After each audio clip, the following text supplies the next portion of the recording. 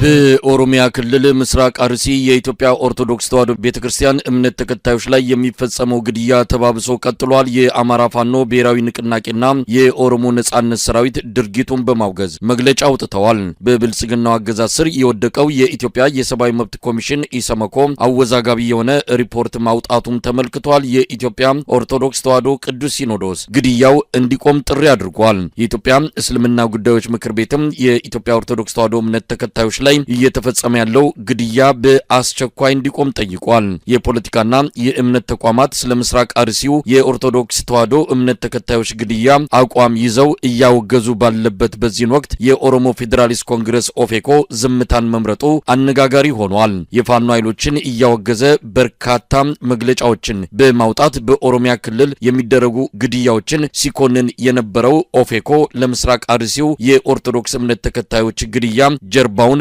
መስጠቱን ነው ለማወቅ የተቻለው። በምስራቅ አርሲ እንደገና እንደ አዲስ ባገረሸው የኦርቶዶክስ እምነት ተከታዮች ግድያ በ3 ቀናት ውስጥ ብቻ 40 የእምነቱ ተከታዮች የተገደሉ ሲሆን ከ10 በላይ የሚሆኑ ቆስለው በሕክምና ጣቢያዎች ይገኛሉ። ዛሬ ከስፍራው ለአንከር ሚዲያ በደረሰው መረጃ ላይ እንደተመለከተው ተጨማሪ 3 ሰዎች ተገድለዋል። ከባለፈው ሳምንት ጀምሮ ያገረሸውን የእምነት ማንነትን ለይቶ የሚፈጸምን ግድያ በመሸሽ በሺዎች የሚቆጠሩ የሽርካ ወረዳ ነዋሪዎች መሰደዳቸውም ታውቋል። እስካሁን የደረሰልን የለም። ቤተክርስቲያኒቱም መግለጫ ከማውጣት ያለፈ ያደረገችው ነገር የለም።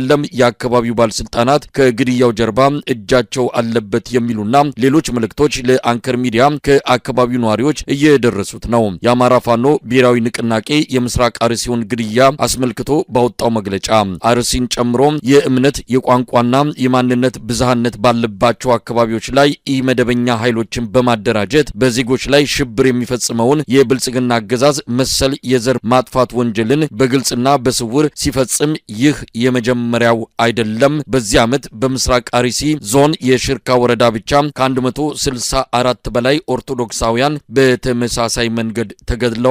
በርካታ ምዕመናንም የደረሱበት አይታወቅም ብሏል።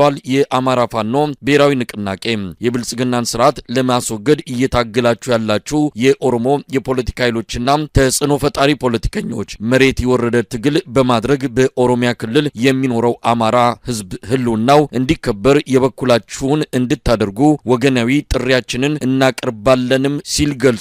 ፋኖ የኦሮሞ ነጻነት ሰራዊት ኦላ ይህንኑ የምስራቅ አርሲውን ግድያ በማውገዝ የአብይ አህመድ አገዛዝ በአርሲ ሽርካ ወረዳ ንጹሃን የኦርቶዶክስ ተከታዮችን ባሰማራቸው ተላላኪዎቹ አስጨፍጭፏል ሲል ገልጿል። ዓላማው አንድና ያው ነው። ንጹሃን የኦርቶዶክስ ተከታዮችን በማስጨፍጨፍ የኦሮሞና የአማራ ኃይሎችን ማጋጨትን በማሰብ የተደረገ የድንቁርና የፖለቲካ ትንታኔ የወለደው ጭካኔ ነው በማለት የኦሮሞ ነጻነት ሰራዊት በመግለጫው አመልክቷል። የኢትዮጵያ የሰብአዊ መብቶች ኮሚሽን ኢሰመኮ ከአብይ አህመድ አገዛዝ አቋም ጋር የተጣጣመ ሪፖርት ማውጣቱ አነጋጋሪ ሆኗል። የተገደሉትን ሰዎች ምንነት ሳይገልጽ ድርጊቱን የኦሮሞ ነጻነት ሰራዊት የፈጸመው እንደሆነ በምርመራ አረጋግጫ ያለው ሲል ኢሰመኮ ዛሬ ባወጣው መግለጫ ገልጿል። በብልጽግና የተጠለፈውና በርካታ የሰብአዊ መብት ጥሰት የሚያጋልጡ ሪፖርቶችን ቆልፎ የደበቀው የኢትዮጵያ የሰብአዊ መብቶች ኮሚሽን የፓርቲውን አባል ዳይሬክተር አድርጎ ከሰየመ ወዲህ የገዢውን ስርዓት ወንጀሎች ለመሸፈን ከፍተኛ ጥረት እያደረገ መሆኑን የሚገልጹ መረጃዎች ሲወጡ እንደነበረ የሚታወስ ነው።